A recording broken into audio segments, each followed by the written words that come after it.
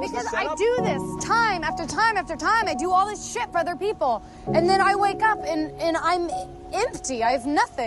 I mean, shit, to be honest with you, man, she's a bad things, fine as hell, thick as fuck, oh my god, that's my baby, Caroline. Hello everyone, welcome and welcome back to my channel, and welcome to another hair therapy session, a place where wig installs and mental health coexist together. For today's session, I want to just talk about people pleasing, because I am a recovering people pleaser, and just share some things that I've just been realizing that's been really helping me get out of this people pleasing mindset. And hopefully this can help some of my fellow people pleasers, my PP sufferers out there.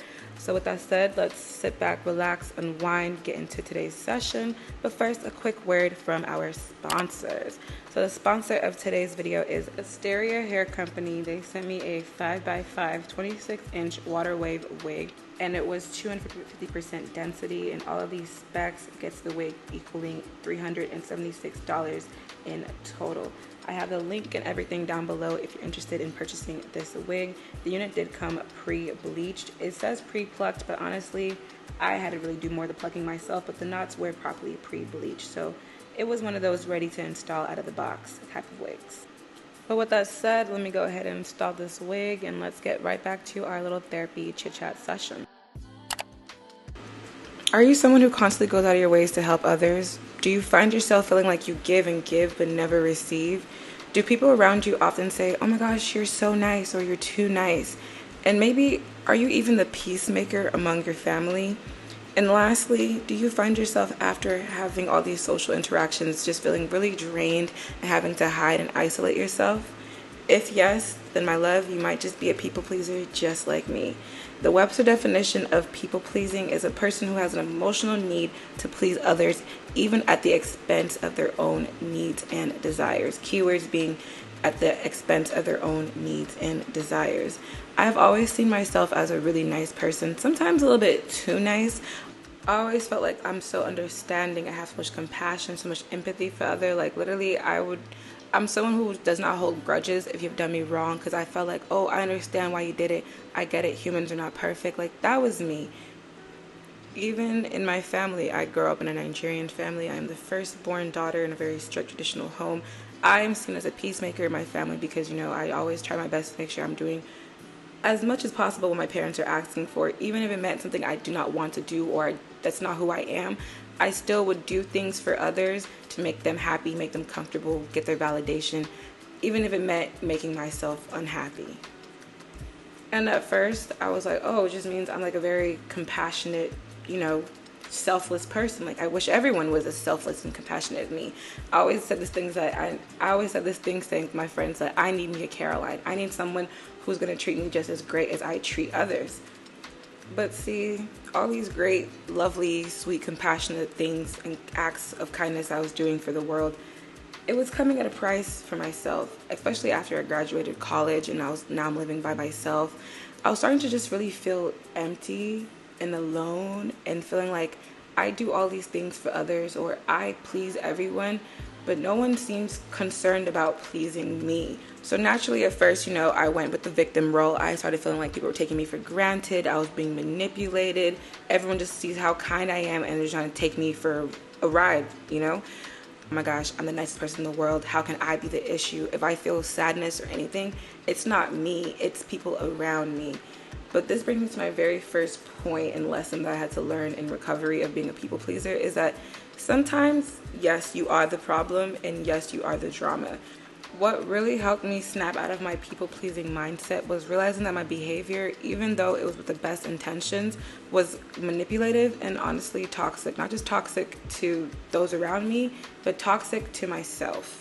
There's this girl on TikTok that was randomly just ranting about people she stays away from, and one of them, she was like, I stay away from people pleasers because they're manipulators.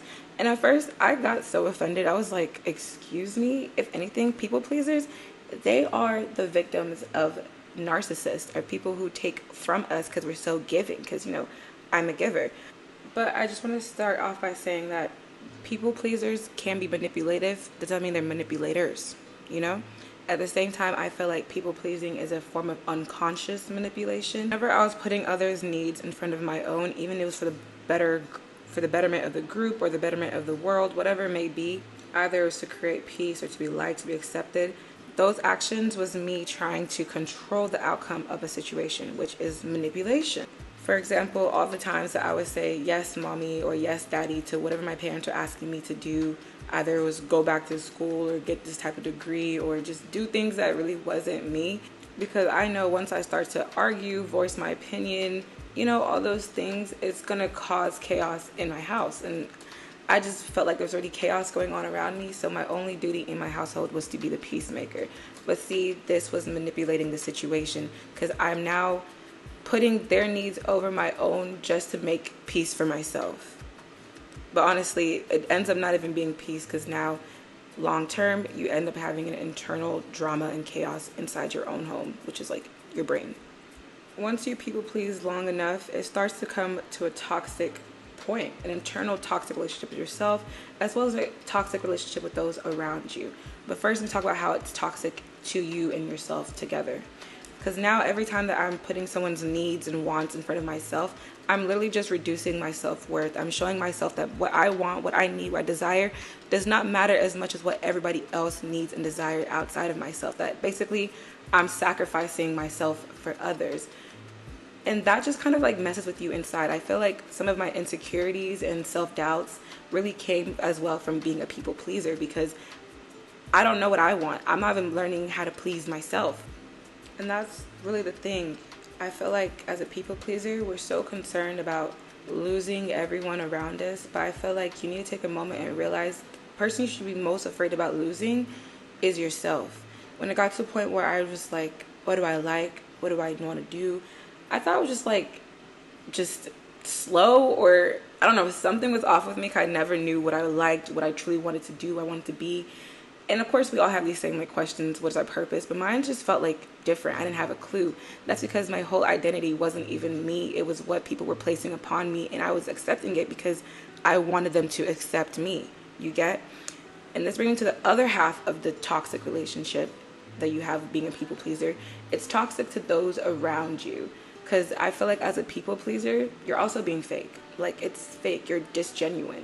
And the idea of me being a fake person at first kind of like makes me feel like, what? Fake? I'm so genuine. I'm so sweet.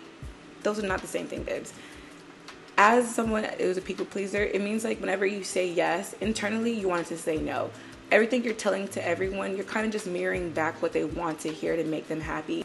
Which, of course, is very fake. But in an even more deeper sense, I feel like as a people pleaser, it's so easy for us to be in a victim mindset. Like, oh, people are taking me for granted. Which sometimes, yes, that definitely does happen. People can sense when you're a giver and they'll try to take away from you. But at the same time, if you never wanted to say yes, why did you say yes in the first place? If you wanted, I feel like I had to realize that I couldn't get mad at people taking me for granted or treating me a certain way when honestly, it kind of was my fault in the first place. I'm over here agreeing or disagreeing with things that I never wanted to do. So people are acting accordingly to what I've said. So not all the times that things have went wrong or I felt resentment towards someone was it really their fault. They were only just working off what I had given them because I generally said yes. An even better example, or even another example, family example. I've always for the longest gone along with whatever my parents wanted to do because, first daughter, African family, who am I to be shaking shit up, right? Wrong. So as of recent, I've started just like doing things that are not in my character, and my parents have been just so confused, so shocked. And at first I was like, why are y'all confused? Why are you shocked? This is who I am. But now that I'm reflecting on it, I realized they don't know who this girl is. You've never been this person. You've never been your true, authentic self.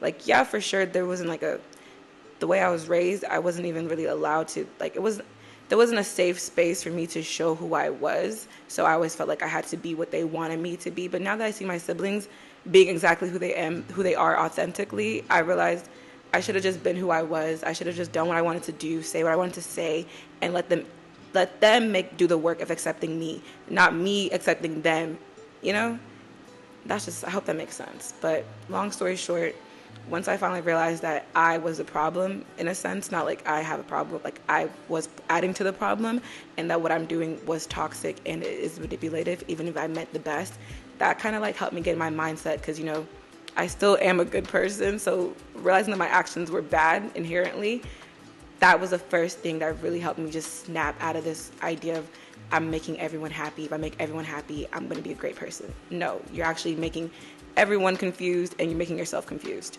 So that is first thing. So really, in summary, to my people pleasers out there, you do not have to earn anyone's acceptance, anyone's love, anyone's validation, none of that. You just have to be yourself. Being your true, authentic self is going to get you so far in the long run. I feel like at first, being yourself and just working on pleasing yourself and doing things that you want to do, I'm not going to lie to you. At first, it's going to cause some ruffles, okay? People are going to be confused. People are going to try to change you, try to say they're going to leave you. It's not going to be easy at first, trust me. But it's going to get you so much further in the long run, because now you have a sense of who you are. You trust yourself. You love yourself. I feel like that's like the biggest thing I'm really learning in life, is that trusting and loving and pleasing myself should have always been really my first priority. And that's kind of everyone else's priority. I just haven't really gotten on. I'm just a late bloomer, and I'm getting on the train, the self-love train, a little bit late. But it's okay, better late than never. But having those fundamental skills of having your back truly 100%, it's gonna get you more friends than people pleasing. It's gonna get you more acceptance than people pleasing. Being genuine to yourself is gonna do so much more than what I thought being a people pleaser was doing for me, you know? So with that said, I just want to say to my girls and boys out there, have those arguments. Talk your shit. Someone makes you upset, say that. And if they don't like you, well, then they were never your friend. Because I feel like I always say, if someone gets mad at you for expressing how you feel and they leave you for those reasons, then that person doesn't like you. They don't. Because how are you going to get upset because I'm upset?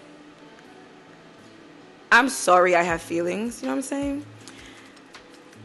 And if you take anything from this like little mental health rant, I just wanted to say the very first person you have to worry about pleasing, because being a people pleaser, I feel like kind of like how like depression, they always say you can't get healed from depression. You just know how to work with it and cope with it.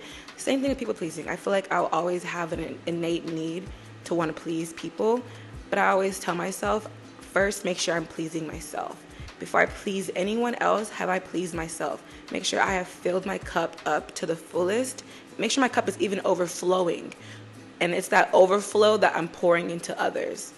And that's kind of where I am right now in life. I feel like once I've realized these things, once I realized my cup was empty, negative, rock bottom, I've been really just taking a lot of my time now to create peace in my life, to find acceptance with myself, please me, and just fill my cup to the point where it's going to overflow and I have so much to give, because I love to give. It's who I am. It's my nature. I'm not going to let anything take that from me. But I needed to learn how to give without taking away from myself.